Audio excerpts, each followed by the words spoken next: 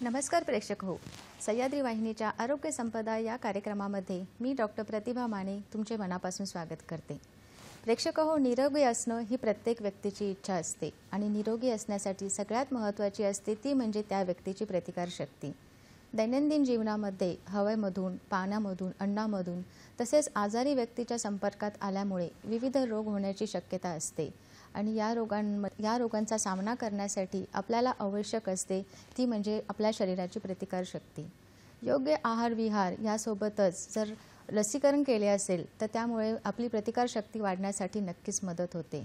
प्रेक्षक हो, बाल जन्माला आल्यापासून ते वयाच्या 16 वर्षापर्यंत वयाच्या विविध टप्प्यांवरती लसीकरण केले जाते। या लसीकरणामार्फत बाळाची म्हणजेच व्यक्तीची प्रतिकारशक्ती ही वाढवली जाते आणि भविष्यात होणाऱ्या संभाव्य आजारांपासून रक्षण करण्यासाठी मदत होते। प्रेक्षक हो, 10 नोव्हेंबर हा दिवस जागतिक लसीकरण दिन म्हणजेच वर्ल्ड इम्युनायझेशन डे म्हणून सर्व जगभरामध्ये साजरा केला जातो। लसीकरणाबद्दल जागरूकता निर्माण करण्यासाठी, लसीकरणाचे प्रमाण वाढवण्यासाठी तसेच लोकांपर्यंत लसींचे महत्त्व पोहोचण्यासाठी हा दिवस साजरा केला जातो आणि म्हणूनच जागतिक लसीकरण दिन या दिवसाचे औचित्य साधून आज आपण चर्चा करणार आहोत जागतिक लसीकरण दिन या विषयावरती। आणि या विषयावर मार्गदर्शन करण्यासाठी आज आपल्या सोबत आहेत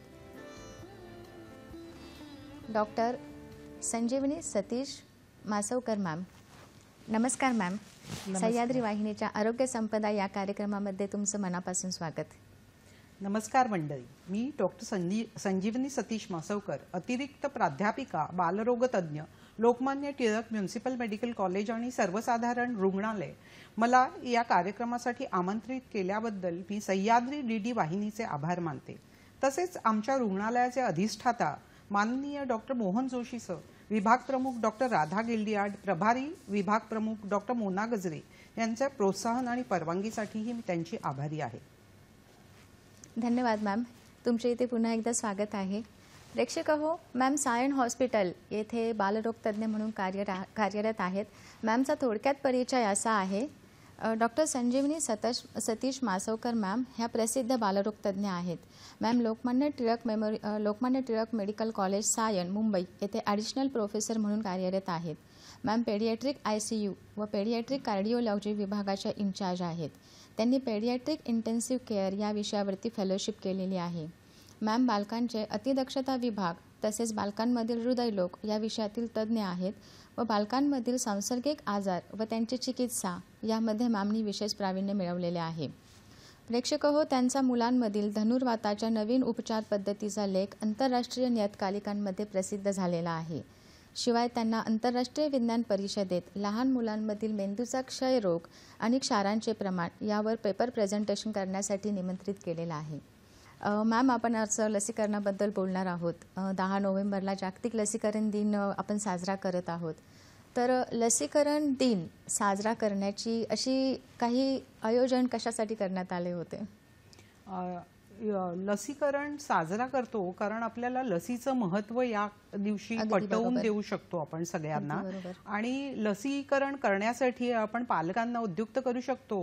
त्यामुळे मुलांना वेळेवर लसीकरण होऊ शकतं आणि त्यांचं जे आजार आहेत लसी प्रिव्हेंटेबल, वॅक्सिन प्रिव्हेंटेबल जे आजार आहेत त्यामुळे त्या आजारांपासून आपण त्यांचा बचाव करू शकतो जर आपण त्यांना वेळेवर वॅक्सिन दिलं तर।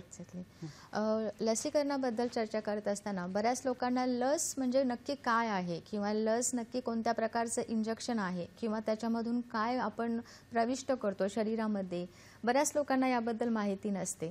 तर मॅम लस म्हणजे नक्की काय असतं आणि लसीचे प्रकार वगैरे काही आहेत का? लस म्हणजे जणू बाळाची कवचकुंडलच आहेत की जी बाळाला रोगापासून संरक्षण आणि प्रतिकारशक्ती प्रदान करतात। लस म्हणजे रोगाचे जीवाणू किंवा विषाणू यांचं रोगकारक शक्ती कमी करून आपण ते शरीरात घालतो। त्यामुळे रोगप्रतिकारक शक्तीला या जीवाणू आणि विषाणूंमुळे उत्तेजित केलं जातं आणि त्यामुळे शरीरात अँटीबॉडी तयार होतात आणि त्यापासून रोगाचा बचाव होतो आणि लसी देण्याच्या या प्रक्रियेला लसीकरण असं म्हणतात। बरोबर। मॅम तर बऱ्याच लोकांना माहीत नसते की लस देताना नक्की त्याचे काय प्रकार आहेत. एक जनरल माहिती म्हणून तुम्ही काय सांगाल? बरं, आणखी आहे की हे लस दिल्यामुळे जे अँटीबॉडीज तयार होतात त्यामुळे काही प्रमाणात मुलांचं म्हणजे तो आजार ज्या लसीमुळे होत म्हणजे ज्या लसीचे रक्षण जीवाणू केलं जातं. आहेत हां. तो आजार सौम्य प्रमाणात होऊ शकतो किंवा त्या आजारापासून पूर्णपणे संरक्षण बचाव होऊ होऊ शकतो. शकतो किंवा काही प्रमाणात त्याच्यामुळे इजा कमी होऊ शकते बाळाला. बरोबर. भविष्यात जे तर आजार होतात. जणू म्हणजे लहान मुलांमध्ये लेस दॅन 5 इयर्स मध्ये मेंदूज्वर, श्वसनाचे तीव्र आजार किंवा तीव्र अतिसार या गोष्टींमुळे बालमृत्यूचं प्रमाण जास्त आहे. जास्त असतं. तर या लसी आपण दिल्या समजा वेळेत तर त्यांचं याच्यातून संरक्षण होऊ होतं. शकतं आणि बालमृत्यूचं प्रमाण पण खूप कमी होऊ शकतं.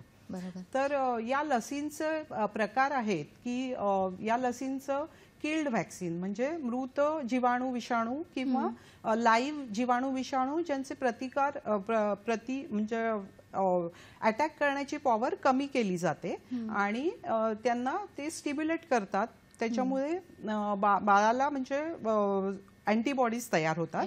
त्याला ऍक्टिव्ह इम्युनायझेशन असं म्हणतात की त्याच जीवाणूने समजा पुन्हा आजार झाला तर त्याचं संरक्षण होऊ शकतं. बरोबर. नंतर ज्या कधी कधी हे पॅसिव्ह इम्युनायझेशन जे म्हणतो आपण त्यात बाळाला त्वरित संरक्षण मिळण्याची गरज असते. जसं टेटनस झालं समजा बाळाला किंवा रेबीज झालं तर ते इम्युनोग्लोबिलिन पण म्हणजे ऍक्टिव्ह इम्युनायझेशनने संरक्षण मिळण्याआधी पॅसिव्ह इम्युनायझेशन मध्ये आपण अँटीबॉडीज दिल्या जातो इम्युनोग्लोबिलिन, त्याला पॅसिव्ह इम्युनायझेशन म्हणतात. आणि जे ऍक्टिव्ह इम्युनायझेशन मध्ये आपण जीवाणू आणि विषाणू वापरतो तर ते पूर्णपणे वापरले जातात किंवा त्याचा अंशतः किंवा पॉलिसॅकराइड किंवा अंश म्हणजे वापरला जातो की ज्या योगे आपण बाळाला प्रतिकार शक्ती त्याची स्टिम्युलेट करू शकतो. बरोबर. वाढवू शकतो. ओके. खूप छान. मॅमनी आपल्याला लसींचे अगदी छानपैकी वर्णन करून सांगितले आहे. कुठली लस असते, कुठली जिवंत असते किंवा कुठले अँटीबॉडीज असतात हे मॅमनी खूप चांगल्या पद्धतीने सांगितलेलं आहे. प्रेक्षक हो, आपल्याला एक कॉल येतोय. आपण ही चर्चा अशीच पुढे सुरू ठेवणार आहोत. कॉल येतोय विनोद पाटील जळगाववरून. हॅलो. हा, नमस्कार मॅम. हा विनोदजी, बोला, तुमचा प्रश्न विचारा. मॅडम, माझा असा प्रश्न आहे, ज्यावेळेस आपण लहान मुलांना ज्यावेळेस लस दिली जाते त्यावेळेस त्यांना म्हणजे असं ताप आल्यासारखं का वाटतं आणि थोडं अशक्तसारखं त्यांना असं का वाटतं, हा माझा पहिला प्रश्न आहे. ओके. लस दिल्यानंतर धन्यवाद विनोदजी, तुमचा प्रश्न आलेला आहे. आपला चांगला आहे प्रश्न. ऍक्च्युली बऱ्याच मुलांमध्ये हे होऊ शकतं लस दिल्यामुळे. बहुतांश मुलांमध्ये ताप येणं, अंग गरम होणं हे सगळं किंवा थोडंसं वीक वाटणं हे सगळं होऊ शकतं. तर जेव्हा ते लसीचे जीवाणू विषाणू लस शरीरात इंजेक्शनद्वारे किंवा ओरल दिली जाते तेव्हा प्रतिकार शक्ती उद्युक्त होते आणि मग ती काम करू लागते. त्याच्यामुळे त्यांच्यामध्ये जे जीवाणू असतात त्यांच्यामध्ये आणि बाळाच्या अँटीबॉडीज मध्ये थोडी रिॲक्शन होऊन त्याला ताप येण्याची शक्यता असते. अच्छा. ताप येण्या व्यतिरिक्त अजून काही लक्षणे दिसू शकतात का लस दिल्यानंतर? लस दिल्यानंतर बाळाला ताप येऊ शकतो किंवा जागेवर ज्या जागेवर लस दिली आहे त्या जागेवर दुखू शकतं किंवा तिकडे रेडनेस होऊ शकतं, स्वेलिंग येऊ शकतं. तर हे एक होऊ शकतं. किंवा जर बाळाला काही लसीचे दुष्परिणाम दिसत असतील किंवा सतत किरकिर करणं, सतत रडत राहणं 24-48 तास किंवा 24-48 तासानंतर त्या जागी सूज येणं किंवा कदाचित खूप जास्त तापामुळे अकडी येणं किंवा काही घटकांमुळे बाळाला कन्व्हल्जन किंवा आकडी म्हणतो तसा प्रकार होणं, हे काही दुष्परिणाम दिसू शकतात. पण हे साधारणपणे रेग्युलर नसतात. क्वचित काही मुलांमध्ये अपवादात्मक परिस्थितीत असं असू शकतं. प्रेक्षक हो, बाळाला ताप येणं किंवा त्या जागेवरती लालपणा येणं, लालसर जागा होणं किंवा खास सुटणं किंवा जागा थोडीशी कडक होणं हे सगळं लस दिल्यानंतर ही लक्षणं नॉर्मल आहेत. त्याच्यामुळे गोंधळून न जाता किंवा कुठल्याही प्रकारच्या ह्याच्यामध्ये शंका न ठेवता ही सगळी लक्षणं नॉर्मल आहेत असं समजून 1-2-3 दिवस आपण वाट बघू शकता. जसं मॅमने सांगितलं की त्याच्यानंतर खूप वेळ रडणं किंवा अकडी येणं वगैरे अशी जर लक्षणं जाणवले तर तुम्ही तुमच्या बालरोग तज्ज्ञांकडे नेऊन बाळाला दाखवू शकता. मॅम, माझा पुढचा प्रश्न असा आहे की लसीकरण हा एक राष्ट्रीय कार्यक्रम आहे.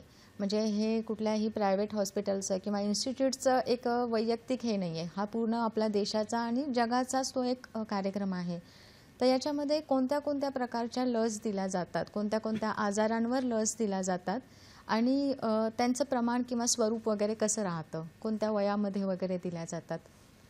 राष्ट्रीय लसीकरण मोहिमेत विविध स्थित्यंतरातून गेली आहे आणि आता सध्या लसीकरण मोहिमेत 9 प्रकारच्या लसी दिल्या जातात, ज्याला प्रायमरी इम्युनायझेशन पहिल्या 2 वर्षात 9 आजारांपासून वाचवण्यासाठी like BCG, polio, hepatitis B, pentavalent, IPV, fractional IPV, rotavirus vaccine किंवा न्यूमोकॉकल कॉन्जुगेट वॅक्सिन, मिझल्स आणि रुबेला या प्रकारच्या लसी दिल्या जातात आणि त्या लसींचं वेगळं वेगळं टाइम टेबल सुद्धा आहे. तर ते आपण आता मॉनिटरवर बघणार आहोत. या लसीत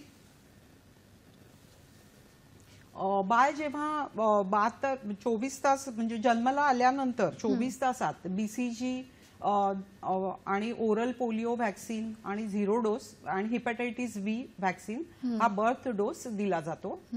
त्यानंतर 6 आठवडे, 10 आठवडे, 14 आठवडे या आठवड्यात पेंटाव्हॅलंट 1, 2 आणि 3 असं दिलं जातं. त्याशिवाय ओरल पोलिओ 1, 2, 3 असे डोस दिले जातात आणि रोटाव्हायरस वॅक्सिनचे पण ओरल 1, 2 आणि 3 असे डोसेस दिले जातात. याशिवाय आता fractional dose of inactivated polio virus हा सुद्धा दिला जातो. तो 6 आठवड्यात आणि 14 आठवड्यात दिला जातो आणि न्यूमोकॉकल कॉन्जुगेट वॅक्सिन हे 6 आठवड्यात पहिला डोस आणि 14व्या आठवड्यात दुसरा डोस दिला जातो. तर हे 5 पेंटाव्हॅलंट वॅक्सिन्स कोणते आहेत? तर एक तर घटसर्प, डांग्या खोकला, धनुर्वात, नंतर HIV, हिमोफिलस इन्फ्लुएन्झा B आणि हेपॅटायटिस, असं 5 वॅक्सिनचं मिळून एक इंजेक्शन दिलं जातं. नंतर ज्याच्यामुळे या सगळ्या आजारांवर आपल्याला बाळाला संरक्षण मिळतं. नंतर रोटाव्हायरस वॅक्सिन जे ओरल दिलं जातं त्यामुळे बाळाच्या आतड्यांची म्हणजे चांगलं प्रोटेक्शन होतं आणि त्याला तीव्र अतिसार म्हणजे जुलाब पासून त्याचं रक्षण होतं. याशिवाय fractional dose of inactivated polio vaccine हे दिलं जातं, कारण पोलिओमध्ये ओरल पोलिओ डिराइव्ड वॅक्सिन्सचं प्रमाण कमी करण्यासाठी आता आपण चेंज करतो आहोत. आणि न्यूमोकॉकल कॉन्जुगेट वॅक्सिन ज्याच्यामुळे न्यूमोनियाज होऊ शकतात, तर ते सुद्धा आपल्याला प्रिव्हेंट करता येतं.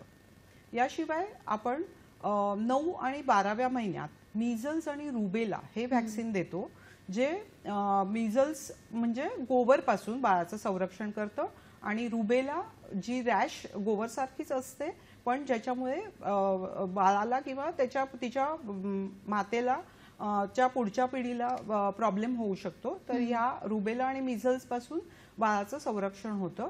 याशिवाय PCV बूस्टर डोसही दिला जातो आणि एंडेमिक एरियांमध्ये जेई म्हणजे जॅपनीज एन्केफेलायटिस जे मेंदूज्वर करतं तर ते वॅक्सिन सुद्धा दिलं जातं.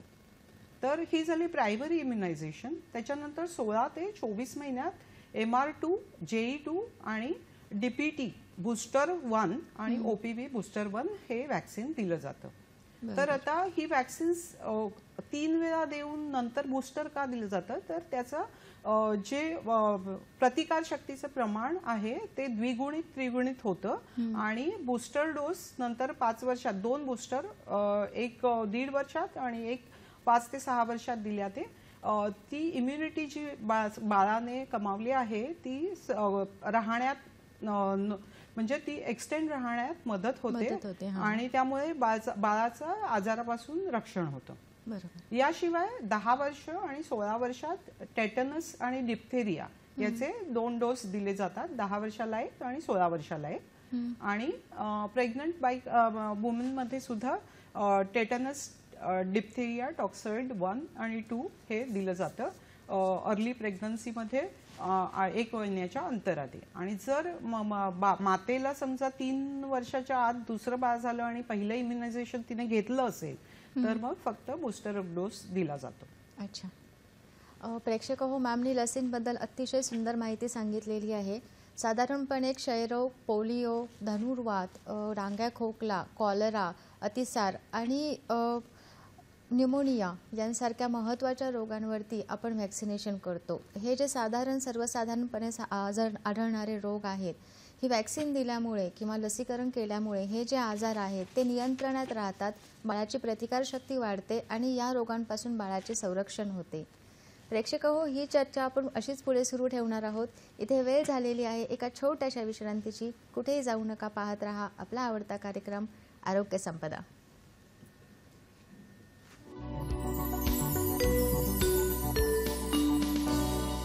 ब्रेकनंतर तुमचं पुन्हा एकदा स्वागत आहे आरोग्य संपदा या कार्यक्रमामध्ये. आणि आज आपण चर्चा करत आहोत जागतिक लसीकरण दिन या विषयावरती. आणि आज आपल्याला मार्गदर्शन करत आहेत प्रसिद्ध बालरोग तज्ज्ञ डॉक्टर संजीवनी मासवकर मॅम. मॅम, आपण लसीकरणाबाबत चर्चा करत आहोत. आपण ही चर्चा अशीच पुढे सुरू ठेवणार आहोत, पण त्यापूर्वी आपल्याला एक कॉल येतोय. Hello hello. हा, नमस्कार मॅडम. शिवानंद भोसले बोलतोय. हा, शिवानंद. माझा प्रश्न असा आहे, आता काही वेळा लस देते लहान मुलांना लस दिला जातो, पण काही वेळा म्हणजे ते पुढे पाठिंबा झालं असेल किंवा साईड इफेक्ट वगैरे त्यांना काही होऊ शकते का? मग तसं झालं तर त्यांची कोणती काळजी घेतली पाहिजे, उपाययोजना काय केली पाहिजे, त्या लोकांना काय मार्गदर्शन कराल, असं माझा प्रश्न होता. साईड इफेक्ट झालं तर किंवा साईड होऊ नये म्हणून काय करायचं? नक्कीच सर, नक्कीच. धन्यवाद शिवानंदजी, तुमचा प्रश्न आलेला आहे. मॅम, त्यांचा असा प्रश्न आहे की लसीकरणामध्ये बऱ्याच वेळेला शेड्यूल प्लस मायनस होतं, म्हणजे जो वेळ असतो, जो कालावधी असतो तो बऱ्याच वेळेला मागे पुढे होतो. काही कारणांमुळे आपण त्यावेळेला लस नाही देऊ शकत. तर तसं जर झालं तर आपण काय उपाययोजना करू शकतो किंवा कशी लस देऊ शकतो? जसं आपला तो पुढचा प्रश्न होताच की आपण चुकलेल्या शेड्यूलसाठी कसं प्लॅन करू शकतो. आपलं जर शेड्यूल चुकलं असेल समजा आणि जर पेशंट जर बाळ 5 वर्षाच्या आत असेल तर आपण त्याला DPT 1 आणि 2 असं 1 महिन्याच्या अंतराने देऊ शकतो. आणि तिसरा डोस आपण त्याला 1 वर्षाच्या लास्ट सेकंड डोसच्या 1 वर्षानंतर पुढचा डोस देऊ शकतो. किंवा आपण जर बाळ मोठं 5 वर्षाच्या वर असेल तर आपण हे बाकीचे डोस न देता DT 1 आणि 2 असं देऊ शकतो. पण बाळ जर 2 वर्षाच्या आत असेल तर आपण प्रायमरी इम्युनायझेशनचे 2 डोस देऊ शकतो. किंवा उशिरा 6 महिन्यानंतर सुरू झालं असेल तरी पण प्रायमरी इम्युनायझेशनचे 2 किंवा 3 डोस देऊ शकतो. आणि 1 वर्षानंतर आपण त्यांना पुढचा बूस्टर डोस देऊ करू शकतो. अच्छा मॅम, याच्यानंतर पुढचा प्रश्न असा आहे की इम्युनायझेशन करताना बऱ्याच वेळेला आपल्याला आढळतं की एका ठराविक भागामध्ये किंवा बऱ्याच वेळेला सामान्य भागामध्ये सुद्धा इम्युनायझेशनचे प्रमाण खूप कमी आहे. तर मग हे प्रमाण का कमी आहे किंवा त्याच्या मागे काय कारणे असू शकतात? इम्युनायझेशनचं प्रमाण कमी असण्याची प्रमुख कारणं आहेत की पालकांचं लसीकरणाबद्दलचं अज्ञान आणि त्यांना वेळापत्रकाची माहिती नसणं. अगदी बरोबर. आणि आरोग्य सुविधांची कमी, म्हणजे रुरल एरियात खूप कमी जागी आरोग्य केंद्र असतात, अर्बन एरियात खूप कॉन्सन्ट्रेटेड असतं आरोग्य सुविधांचं प्रमाण. तसंच खेडोपाड्यात किंवा रुरल एरियात तिथे पोहोचण्यासाठीची साधनं नसतात किंवा लोकांचे लसींबद्दल गैरसमज असतात, त्यांच्या अंधश्रद्धा असतात किंवा एखाद्या किरकोळ दुष्परिणाम झाला समजा एखाद्याला तर त्याचं भीती निर्माण होते आणि मग लस न देण्याचे वाढीव प्रमाण होते त्या भागात. कामामुळे पालकांना मुलांना न्यायला वेळ नसतो, आरोग्य केंद्राच्या वेळा नसतात बरोबर, त्यांचं वेळापत्रक नसतं, केंद्रातील स्टाफचं वर्तन किंवा त्यांची उपस्थिती हा सुद्धा एक प्रश्न असतो, किंवा व्हॅक्सिनची उपलब्धता त्यावेळी असणं हे पण गरजेचं असतं. प्रवासात काही पालक प्रवासात असतात आपल्या मुलांबरोबर, त्यामुळे त्यांची व्हॅक्सिनची वेळ चुकू शकते आणि काही बरेच कामगार आपली मुलांबरोबर स्थलांतर करतात, ऊसतोड कामगार किंवा जे स्थलांतरित होणारे पालक असतात त्यांचं मुलांबरोबर ते कंटिन्यू होऊ शकत नाही किंवा करत नाहीत, त्याच्यामुळे सुद्धा व्हॅक्सिनचं प्रमाण कमी होतं आणि मग प्रॉब्लेम होऊ शकतो. अगदी बरोबर. मॅम, ही चर्चा आपण अशीच सुरू ठेवणार आहोत. तोपर्यंत आपल्याला एक कॉल येतोय सत्यजित बोर्डे अहमदनगरवरून. हॅलो. हा, सत्यजित बोर्डे बोलतोय, पाथर्डी अहमदनगर. हा, बोला सर, तुमचा प्रश्न विचारा. 2 जुळे नातू आहेत मला बर. आणि त्यांचे वय 13 वर्ष आहे सध्या. तर त्यांना पहिले काय व्हॅक्सिन दिल्या त्या काय आमच्याकडे रेकॉर्ड नाहीये. बर. आता हे स्टेजला त्यांना कोणतं द्यावं लागेल हे माहिती विचारायची. दुसरं, एका मुलाला त्या जुळ्यामधल्या ब्लडिंग होतं कधी कधी टॉयलेटला जाताना किंचित.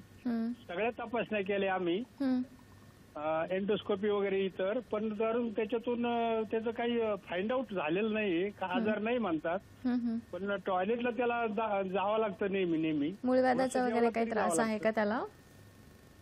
मूळव्याधाचा वगैरे काही त्रास आहे का त्यांना? चेकअप केलंय, काहीच नाहीये त्यांना त्रास, तो मूळव्याधाचा नाहीये. अच्छा, ठीक आहे. तुमचा प्रश्न आलेला आहे सत्यजितजी. मॅम त्याचं नक्कीच निराकरण करतील. धन्यवाद. मॅम, त्यांचा प्रश्न आहे की त्यांची 13 वर्षाची 2 नातू आहेत, जुळ्या आहेत आणि त्यांचं अगोदरचं रेकॉर्ड काहीच नाही व्हॅक्सिनेशनचं, पण त्यांना इथून पुढे आपण कशा प्रकारे व्हॅक्सिनेशन करू शकतो? जर आतापर्यंत त्यांनी काहीच व्हॅक्सिन घेतलं नसेल तरी पण त्यांना आपण टेटनस आणि स्मॉल डिप्थेरिया व्हॅक्सिन देऊ शकतो. त्याचा पहिला आणि दुसरा डोस देऊ शकतो.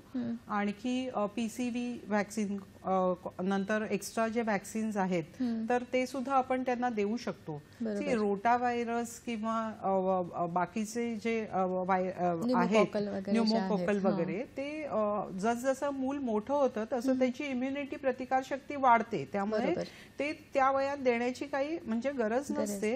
तर पण तरीही पण जे स्पेशल व्हॅक्सिन्स आहेत, जसे व्हॅरिसिएला जर त्याला आलं नसेल, कांजण्या आल्या नसतील तर ते देऊन घेऊ शकतो. हिपॅटायटिस बी तर कधी पण देऊ शकतो 2 डोस, आणि 1, 0, 1 आणि 6 महिन्याने हिपॅटायटिस बी चा डोस देऊ शकतो. डीटी व्हॅक्सिनचे 2 डोस देऊ शकतात. आणखी न्यूमोकॉकल व्हॅरिसिएला व्हॅक्सिन्स ते पण देऊ शकतात. तर हे डोसेज आपण त्या मुलांना देऊ शकतो. हिपॅटायटिस ए सुद्धा जे एक्स्ट्रा व्हॅक्सिन आहे ते सुद्धा देऊ शकतो. टायफॉइड व्हॅक्सिन देऊ शकतो. आणि दुसरा प्रश्न, बोला मॅम, बोला. दुसरा प्रश्न, त्या दुसऱ्या मुलाला तुमच्या रक्तस्राव होतो आहे, पण त्याचं कारण काय आहे ते कळणं गरजेचं आहे. ते म्हणजे रक्तस्राव रक्त पातळ असल्यामुळे की आपल्याला जखम झाल्यामुळे होत आहे, एकाच ठिकाणाहून होत आहे की संपूर्ण ठिकाणाहून सगळीकडे रक्तस्राव होण्याचे लक्षणं दिसत आहेत, की धब्बे येणं किंवा नाकातून रक्त वाहणं किंवा चट्टे येणं, सांध्यांमध्ये रक्तस्राव होणं वगैरे, हे काही प्रकार आहेत का, ह्याच्यासाठी आपल्याला काही तपासण्या करून डॉक्टरांकडे त्यांच्या सल्ल्यानुसार ते तपासण्या करून मग ठरवायला लागेल आपल्याला की ते रक्तस्राव कशामुळे आहे. आणि ज्या मुलांना रक्त पातळ असतं किंवा रक्तस्राव स्नायूमध्ये वगैरे होण्याचे आजार असतात तर त्यांना सबक्यूट, आपण इंट्रामस्क्युलर इंजेक्शन्स देत नाही, आपण सबक्यूट इंजेक्शन्स देतो, त्यामुळे तिकडे रक्तस्राव कमी होतो. आणि देण्यापूर्वी सुद्धा आपण त्यांना समजा एखादा रक्तातला घटक कमी असेल, हिमोफिलिया समजा असेल, तर त्यांना त्याचे हिमोफिलियाचे फॅक्टर्स दिले जातात आणि मग इंजेक्शन्स दिली जातात. अगदी. मॅम, आपण आता लसीकरणाबद्दल बोलत आहोत. लसीकरण करणं हे किती गरजेचं आहे किंवा हे किती आवश्यक आहे हे आपल्याला आता समजलेलं आहे. कोणत्या कोणत्या आजारांमध्ये लसीकरण करायचं हेही मॅमने खूप चांगल्या प्रकारे सांगितलेलं आहे. पण मॅम, काही वेळेला अशी सिच्युएशन असते की बाळाला लस देऊ नका असं सांगितलं जातं. मग अशा कोणत्या सिच्युएशन किंवा कोणत्या परिस्थितीमध्ये आपण बाळाला लस देण्याचं टाळतो किंवा ठराविक अंतरासाठी पुढे ढकलतो, तर असे कोणते आजार किंवा अशी काही सिच्युएशन आहे का? जर बाळाला काही गंभीर आजार असेल आणि बाळ अतिदक्षता विभागात ऍडमिट असेल किंवा अक्यूट फेब्राईल इलनेस असेल, तर अशा वेळी आपण त्यांना लगेच व्हॅक्सिनेशन देत नाही. किंवा काही बाळांना त्यांचं जर प्रतिकार शक्ती कमी असण्याचा आजार असेल, HIV असेल आणि त्यांची प्रतिकार शक्ती CD4 काउंट खूप कमी असेल, तर अशा वेळी आपण त्यांना वॅक्सिन अवॉइड करतो. जे रिनल डिसीजेस, क्रॉनिक रिनल डिसीजेसचे पेशंट्स असतात किंवा कर्करोगाचे पेशंट्स असतात, ट्रान्सप्लांटचे पेशंट्स असतात, तर अशा मुलांना पण आपण लाईव्ह वॅक्सिन्स देत नाही. आणि किंवा खूप हाय डोस स्टिरॉइड्स वर असतात, तर त्यावेळेस सुद्धा आपण त्यांना ते स्टिरॉइड्स देत नाही, वॅक्सिन्स देत नाही, कारण ते टेकअप रेट जो असतो आणि त्या वॅक्सिनमुळे मिळणारे फायदे हे कमी असतात. तर त्यामुळे आपल्याला किल्ड वॅक्सिन जेव्हा बाळ त्याच्यातून नॉर्मल परिस्थितीत येतं तेव्हा आपण ते देऊ शकतो. अच्छा. त्याच्यानंतर मॅम माझा पुढचा प्रश्न आहे की हे जे व्हॅक्सिनेशन सांगितलं हे सगळं तुम्ही लहान मुलांच्या बद्दल सांगितलं की लहान मुलांमध्ये इम्युनायझेशन प्रोग्राम आहे किंवा व्हॅक्सिनेशन लसीकरणचा जो प्रोग्राम आहे त्याबद्दल सांगितलं. याच्या व्यतिरिक्त मोठ्या लोकांसाठी किंवा अडल्टसाठी कोणत्या व्हॅक्सिन आहेत का, किंवा असे कोणते आजार आहेत की ज्याच्यावरती आपण व्हॅक्सिन देऊ शकतो? लाईक जे समजा एखाद्या पेशंटला मॅलिग्नन्सी आहे किंवा कॅन्सर आहे किंवा ते स्टिरॉइड नेफ्रॉटिक म्हणजे किडनीचा आजार आहे आणि स्टिरॉइड्सवर आहेत, इम्युनोसप्रेशन आहे, किंवा स्प्लीन नसेल किंवा स्प्लिनेक्टमी केली आहे, ज्यांना काही रक्ताचा आजार आहे आणि स्प्लीन वाढलं आहे आणि स्प्लिनेक्टमी केली आहे, तर अशांना आपल्याला, किंवा क्रॉनिक रिनल डिसीज आहे, तर अशांना आपण वॅक्सिन देऊ शकतो. पण आपण लाईव्ह वॅक्सिन त्यांना अवॉइड करतो आणि आपण त्यांना इन्फ्लुएन्झा किंवा न्यूमोकॉकल हिप वॅक्सिन, मिनिंगोकॉकल वॅक्सिन, हे सगळे वॅक्सिन्स त्यांना किल्ड वॅक्सिन आपण जेव्हा त्यांचं स्टिरॉइडचं प्रमाण कमी असतं, त्यांची थोडी प्रतिकार शक्ती चांगली असते, जेव्हा ते एकदम क्रिटिकल अवस्थेत नसतात तेव्हा आपण त्यांना देऊ शकतो. त्यामुळे त्यांचा पुढचं त्यांना या आजारांपासून वारंवार होणारे इन्फेक्शन्स आपण टाळू शकतो, कमी करू शकतो. बरोबर. मॅमने आता आपल्याला सांगितलेलं आहे की इम्युनायझेशन व्यतिरिक्त, लहान मुलांच्या लसीकरणाव्यतिरिक्त इतरही आजार आहेत, जसे की कॅन्सर आहे किंवा स्प्लीनचे आजार आहेत. अशा आजारांमध्ये तुम्ही व्हॅक्सिन्स घेऊ शकता. अडल्टसाठी हे खूप चांगल्या प्रकारचं संरक्षणच आहे, जसं मॅमने सांगितलं कवच कुंडले आहेत. तसं आयुष्याच्या प्रत्येक टप्प्यावरती आपण व्हॅक्सिन घेऊन आपलं आरोग्य जे आहे ते सेफमध्ये ठेवू शकतो. मॅम माझा पुढचा प्रश्न असा आहे की आपण आता कॅन्सरबद्दल ऐकतो आहोत की कॅन्सरचं प्रमाण समाजामध्ये खूप वाढलेलं आहे. अगदी घरोघरी किंवा खूप लोक आपल्याला आता कॅन्सरचे बघायला मिळतात, आढळतात. तर कॅन्सरसाठी अशी कोणती लस आहे का, शोध लागलेला आहे का त्याच्याबद्दल? अजून तरी कॅन्सर बद्दल लस नाही आली आहे, त्यामुळे म्हणजे माझ्या माहितीत तरी नाही आहे. पण भविष्यात म्हणजे कदाचित येईल याची आपण आशा करूया. नक्कीच मॅम. प्रेक्षक हो, आपण ही चर्चा अशीच पुढे सुरू ठेवणार आहोत, पण इथे वेळ झालेली आहे एका छोट्याशा विश्रांतीची. एक मी सांगू इच्छिते. नक्कीच मॅम, नक्कीच. कॅन्सर म्हणजे ॲडोलेसेंट मुलींमध्ये जे गर्भाशयाच्या मुखाचा कर्करोग असतो, तो आपण HPV व्हायरसमुळे होतो. तर ते ह्युमन पॅपिलोमा व्हायरस आपण त्यांना देऊन, म्हणजे 9 ते 14 वर्षात आपण त्यांना 2 डोस व्हॅक्सिनचे देतो, 0 आणि 6 महिन्याच्या अंतरावर. आणि जर त्यांना हे दिलेले नसतील तर आपण 15 ते 18 वयाच्या वयोगटात आपण त्यांना 0, 2 आणि 6 या वयोगटात त्यांना ते डोस देतो, ज्याच्यामुळे मुखाचा कर्करोग म्हणजे गर्भाशयाच्या मुखाचा कर्करोग आपण टाळू शकतो. अच्छा. प्रेक्षक हो, मॅमनी खूप चांगली माहिती सांगितली आहे की गर्भाशयाच्या मुखाचा कॅन्सर बऱ्याच लोकांना होतो आणि हा बऱ्यापैकी जीवघेणा प्रकारचा कॅन्सर आहे. तर मुलींमध्ये साधारण वयात येण्याच्या अगोदर म्हणजे 9 ते 14 या वयोगटामध्ये तुम्ही ही लस देऊ शकता. साधारणपणे सगळ्या सरकारी रुग्णालयांमध्ये HPV ह्युमन पॅपिलोमा व्हायरस की जी गर्भाशयाच्या मुखाचा कॅन्सर कंट्रोलमध्ये ठेवते, ही वॅक्सिन तुम्ही घेऊ शकता. तुम्हाला कुठेही गेल्यानंतर मॅम गायनेकोलॉजिस्ट वगैरे आपल्याला त्याच्यावरती मार्गदर्शन करू शकतात. पीडियाट्रिशियन्स सुद्धा ही वॅक्सिन्स 9 ते 14 वयोगटातल्या मुलांना देतात आणि म्हणजे सगळे ॲडल्ट फिजिशियन्स सुद्धा देतात किंवा गायनेकोलॉजिस्ट सुद्धा देतात. नक्कीच. प्रेक्षक हो, ही चर्चा आपण अशीच पुढे सुरू ठेवत आहोत. आता वेळ झालेली आहे एका छोट्याशा विश्रांतीची. कुठे जाऊ नका, पाहत रहा आपला आवडता कार्यक्रम आरोग्य संपदा.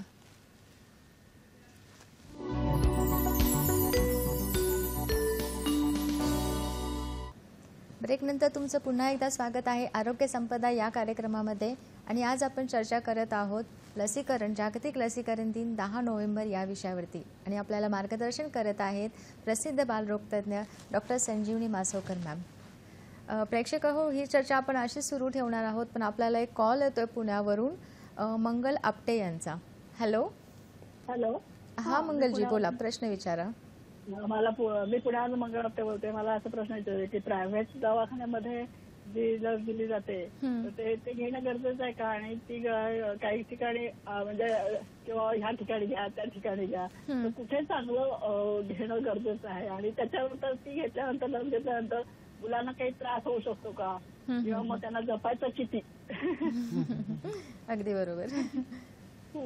ठीक आहे मंगलताई, तुमचा प्रश्न आलेला आहे. धन्यवाद मॅम. प्रायव्हेट तुम्ही म्हणालात प्रायव्हेट नर्सिंग होममध्ये किंवा प्रायव्हेट दवाखान्यात ती लस घ्यावी का? आता सरकारी दवाखान्यांमध्ये खूप गर्दी असते आणि बरीच रांग असते, त्याच्यामुळे बरेचसे पालक टाळतात आणि प्रायव्हेटमध्ये घेतात. पण प्रायव्हेटमध्ये सुद्धा ह्या वॅक्सिन्स अवेलेबल असतात आणि त्या सुस्थितीत ठेवलेल्या असतात. त्यामुळे ते हे इम्युनायझेशन किंवा लसीकरण घेणं हे महत्वाचं आहे. आणि त्या सुस्थितीत ठेवलेल्या आहेत की नाही त्याच्याबद्दल आपण खात्री करून घेऊन आपण त्या घेऊ शकतो प्रायव्हेटमध्ये सुद्धा. ज्या सरकारी दवाखान्याच्या शेड्यूल म्हणजे राष्ट्रीय शेड्यूलनुसार व्हॅक्सिन्स दिल्या जातात, त्याशिवाय प्रायव्हेटमध्ये IAP शेड्यूलनुसार व्हॅरिसिएला म्हणजे कांजण्या किंवा हिपॅटायटिस A व्हॅक्सिन किंवा ह्युमन पॅपिलोमा व्हायरस व्हॅक्सिन किंवा H फ्लू व्हॅक्सिन, तर हे एक्स्ट्रा व्हॅक्सिन आहेत. MMR, मम्स, मिझल्स, रुबेला, हे एक्स्ट्रा व्हॅक्सिन्स पण तिथे प्रायव्हेटमध्ये अवेलेबल असतात किंवा सरकारी दवाखान्यात सुद्धा ते तुम्ही डॉक्टरांना प्रिस्क्रिप्शन घेऊन ते देऊ शकता तिकडे. अच्छा, म्हणजे सरकारी रुग्णालयामध्ये तर सगळ्या लस अवेलेबल आहेतच, पण तुमच्या कन्व्हिनियन्सीनुसार किंवा तुमच्या अवेलेबिलिटीनुसार तुम्ही सरकारीमध्येही लस घेऊ शकता किंवा प्रायव्हेटमध्ये सुद्धा तुमचं लसीकरण करून घेऊ शकता. पण ते सर्व व्यवस्थित होणं महत्त्वाचं आहे. प्रेक्षक, आपण बघतो की हल्ली आपल्याला डॉग बाईटचा खूप प्रॉब्लेम होत आहे.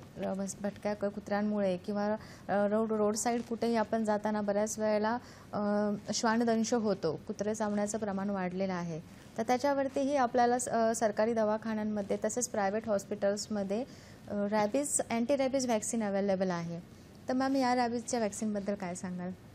रेबीज व्हॅक्सिन आणि कुत्रा असं आपलं म्हणजे हे असतं, समीकरण असतं. पण रेबीज कुत्रे म्हणजे पाळीव किंवा बाहेरचे वाईल्ड किंवा जंगली इतर प्राणी सुद्धा म्हणजे कोल्हा किंवा मांजर किंवा उंदीर नाही पण वानर वगैरे अशी जंगली प्राण्यांपासून सुद्धा रेबीज होऊ शकतं, त्यांच्या दंशापासून. आणि ते चावल्यानंतर त्याच्या प्रकार 3 कॅटेगरीज असतात. जर स्किन इंटॅक्ट असेल समजा आणि फक्त लाळ वगैरेशी संपर्क आला असेल इंटॅक्ट स्किनचा, तर ते कॅटेगरी 1 वुंड्स असतात, कॅटेगरी 1 म्हटलं जातं. पण जर ओरखडे असतील समजा आणि रक्तस्राव झाला असेल, सुपरफिशियल ॲब्रेजन्स असतील आणि तिकडे जर लाळेचा संपर्क आला आहे श्वानाच्या किंवा इतर जंगली प्राण्यांचा, तर कॅटेगरी 2 म्हणतात. आणि कॅटेगरी 3 म्हणजे खूप डीप बाईट्स असतात की जिकडे रक्तस्राव होतो आणि मसल पण एक्सपोज होतं, ब्लड येतं आणि त्याच्यात दंश झाला असेल तर, आणि तो चेहऱ्यावर वगैरे असेल तर हे हाय रिस्क असतात.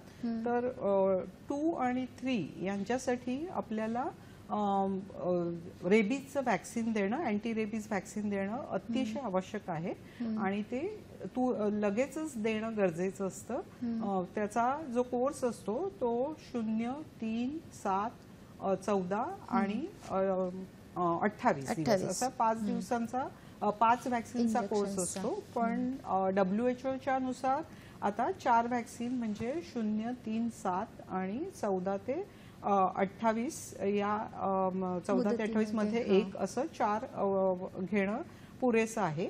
पण जे तिसऱ्या कॅटेगरीची वुंड्स असतात तेथे आपल्याला अँटी रेबीज व्हॅक्सिन शिवाय इम्युनोग्लोबिलिन जे पॅसिव्ह इम्युनिटी म्हणजे जे रेबीज स्पेसिफिक इम्युनोग्लोबिलिन असतं ते आपल्याला देणं त्या जखमेत किंवा जखमेच्या बाजूला देणं गरजेचं असतं. दंश झालेला आहे ते, त्यामुळे आपल्याला पॅसिव्ह त्या भागात इम्युनिटी मिळते आणि ऍक्टिव्ह इम्युनिटीचा इफेक्ट येईपर्यंत त्याचं रक्षण होतं, रेबीज पासून रक्षण होतं. शिवाय ती अँटीसेप्टिक जो वुंड असेल तर ती धुणं गरजेचं असतं. दंश झाल्यानंतर धुवू शकता. पण युजली ते सूचस घेऊ नये असं म्हणतात. पण खूप जास्त असेल तर ते ड्रेनेज होणं गरजेचं असतं आणि इम्युनोग्लोबिलिन आणि व्हॅक्सिन देणं फार गरजेचं आहे. आणि मॅम नेल स्क्रॅचिंग होतात किंवा बऱ्याच वेळेला घरामध्ये जे पाळीव छोटे कुत्रे असतात त्यांचं नेल स्क्रॅचिंग होतं नकळत वगैरे, मग अशा वेळेला पण आपल्याला व्हॅक्सिन घेणं गरजेचं आहे का? अशा जे पाळीव कुत्रे वगैरे आहेत त्यांचं इम्युनायझेशन जर पूर्ण झालेलं असेल तर गरज नसते. पण जर त्यांचं इम्युनायझेशन पूर्ण झालं नसेल समजा तर पूर्ण डोस घेण्याची गरज असते किंवा त्यांचं हाफ इम्युनायझेशन झालं असेल आणि जर त्यांच्या लाळेचा किंवा ह्याचा संपर्क जर आपल्या स्किन कॉन्टॅक्ट आला आहे, जिथे ॲब्रेड झालेली आहे स्किन किंवा रक्त त्याचा संबंध आलेला आहे, तर अशा ठिकाणी 3 डोसेस घेणं तरी आवश्यक आहे. तर प्रेक्षक हो, अँटी रॅबीज व्हॅक्सिन म्हणजेच श्वानदंश झाल्यानंतर साधारणपणे 4 इंजेक्शनचा कोर्स करावा लागतो. दिवसांच्या ठराविक मुदतीत काळानंतर हे डोस घेणं गरजेचं असतं. त्यामुळे कुठल्या श्वानदंश झाल्यानंतर सर्वप्रथम जखम धुवून तुम्ही कुठल्याही सरकारी रुग्णालयात किंवा प्रायव्हेटमध्ये हे 4 इंजेक्शनचा कोर्स पूर्ण करू शकता. मॅम, सुदृढ माता सुदृढ बालक अशी एक संकल्पना आता येत आहे. तर हे आपण जे आता सगळं व्हॅक्सिनेशन किंवा लसीकरणाची चर्चा करत आहोत ही सगळी वैयक्तिक झाली. पण मातां गरोदर असताना किंवा प्रेग्नेंट असताना त्यांच्यासाठी आणि होणाऱ्या बाळासाठी काही व्हॅक्सिनेशन करता येऊ शकतं का? मातांसाठी आपण टेटनस व्हॅक्सिन, आता पूर्वी टेटनस व्हॅक्सिन द्यायचे, आता TD म्हणून टेटनस आणि घटसर्प असं असे 2 डोस दिले जातात. जसं माता गरोदर आहे, पहिल्यांदा येत आहे रजिस्ट्रेशनसाठी, तर तिला पहिला डोस दिला जातो, त्याच्यानंतर 1 महिन्यांनी दुसरा डोस देणं गरजेचं असतं. आणि दोन्ही डोस दिल्यामुळे बाळाला तिच्या होणाऱ्या नवजात शिशूचं धनुर्वातापासून म्हणजे नवजात शिशूच्या धनुर्वातापासून रक्षण होतं त्याला. कारण आपण TTचा डोस म्हणजे T व्हॅक्सिन आपण त्याला 1.5 महिन्यात देत असतो. त्यामुळे जर मातेने TT घेतलं असेल तर त्या अँटीबॉडीज मातेच्या ह्याच्यातून शरीरामधून बाळाकडे जातात, ट्रान्सफर होतात. त्यामुळे बाळाला पॅसिव्ह इम्युनिटी मिळते आणि त्याचं धनुर्वातापासून रक्षण होतं. जर माता आता दुसऱ्या वेळेस गरोदर असेल 3 वर्षाच्या आत तर आणि तिने आधीच घेतलं असेल इम्युनायझेशन तर मग तिला 1 बूस्टर डोस घेतला तरी चालतो. प्रेक्षक हो, ही चर्चा आपण अशीच पुढे सुरू ठेवणार आहोत. इथे वेळ झालेली आहे एका छोट्याशा विश्रांतीची. कुठे जाऊ नका, पाहत राहा आपला आवडता कार्यक्रम आरोग्य संपदा.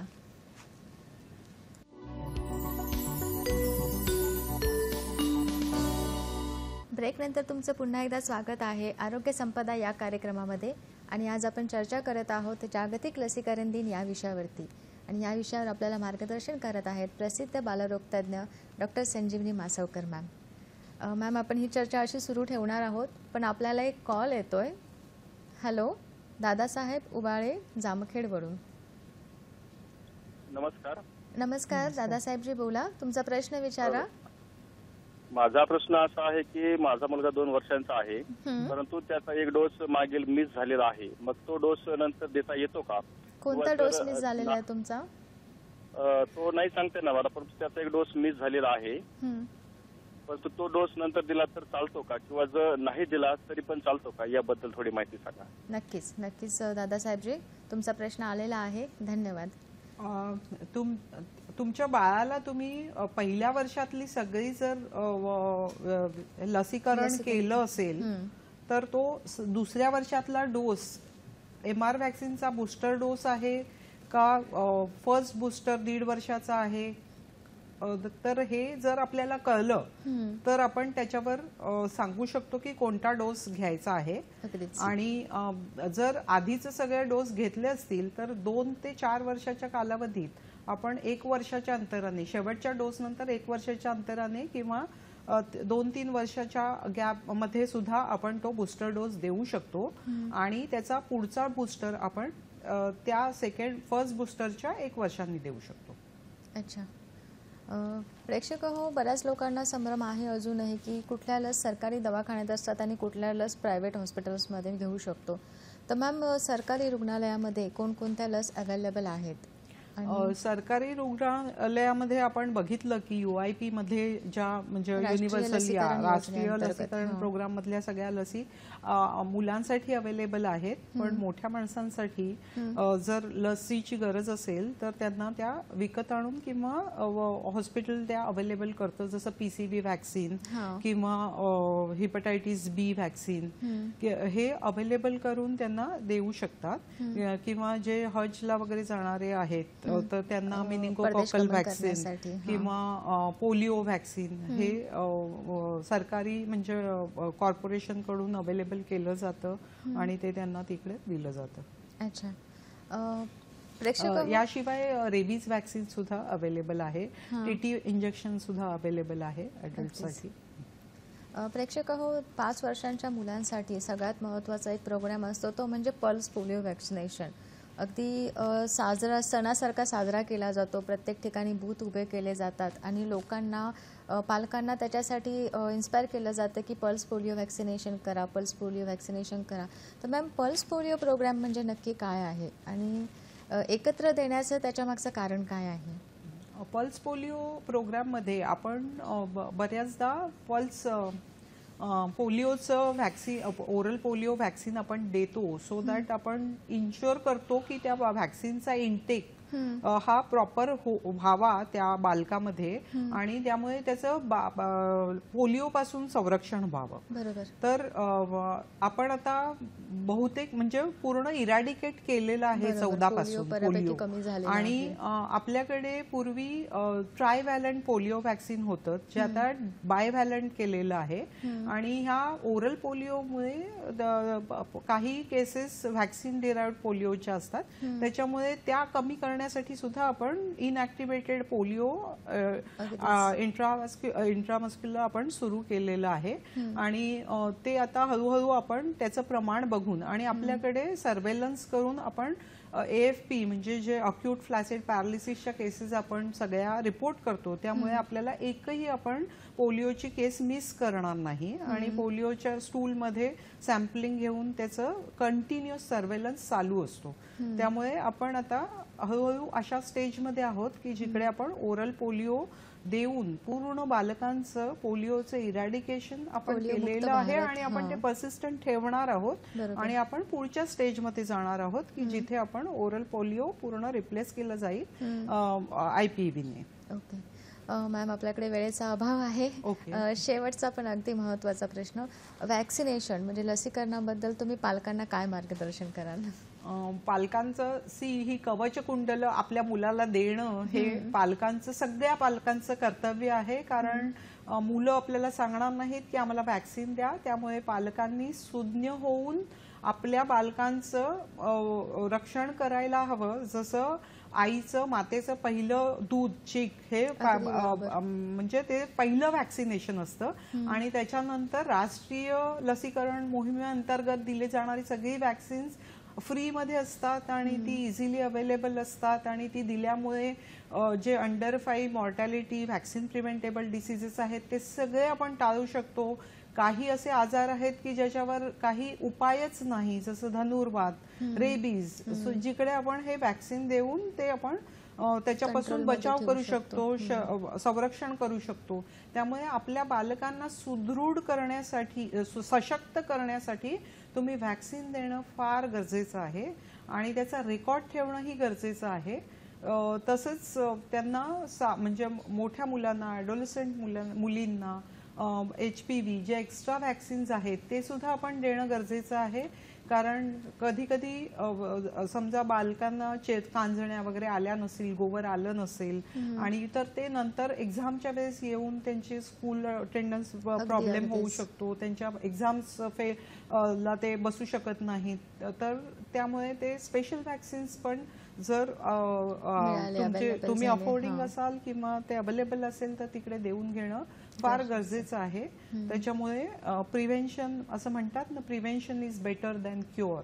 सो आपण सुज्ञ व्हा, जाणते व्हा, आपल्या बालकांना वेळेवर व्हॅक्सिन द्या आणि त्यांचं सगळ्या आजारांपासून, व्हॅक्सिन प्रिव्हेंटेबल डिसीजेस पासून तरी त्यांचं संरक्षण करा. ते तुमच्या हातात आहे आणि सुदृढ सशक्त बालक हेच सशक्त पुढे सशक्त भारत करू शकतं. त्यामुळे धन्यवाद. प्रेक्षक हो, इथे वेळ झालेली आहे आता थांबण्याची. लसीकरण या विषयावरती मॅमने आपल्याला खूप चांगल्या पद्धतीने आणि सोप्या भाषेमध्ये, कळेल अशा भाषेमध्ये चांगल्या प्रकारे मार्गदर्शन केलेलं आहे. मॅम, आपण आज इथे आलात आणि आम्हाला लसीकरण या विषयावरती खूप चांगल्या पद्धतीने माहिती सांगितली. त्याबद्दल सह्याद्री वाहिनीच्या वतीने आणि प्रेक्षकांच्या वतीने मी तुमचे आभार मानते. मी सुद्धा आमच्या रुग्णालयाच्या वतीने आणि माझ्या वतीने मला आरोग्य संपदामध्ये तुम्ही संधी दिल्याबद्दल आभारी आहे. नक्कीच. प्रेक्षक हो, आरोग्य संपदा हा आरोग्यविषयक कार्यक्रम आहे. या कार्यक्रमामध्ये वेगवेगळ्या तज्ज्ञांना वेगवेगळ्या विषयावरती मार्गदर्शन करण्यासाठी पाचारण्यात करण्यात येतं. तर ह्या तुमच्या आरोग्यविषयक ज्या काही समस्या असतील त्या तुम्ही आम्हाला डायरेक्ट कॉल करून विचारू शकता.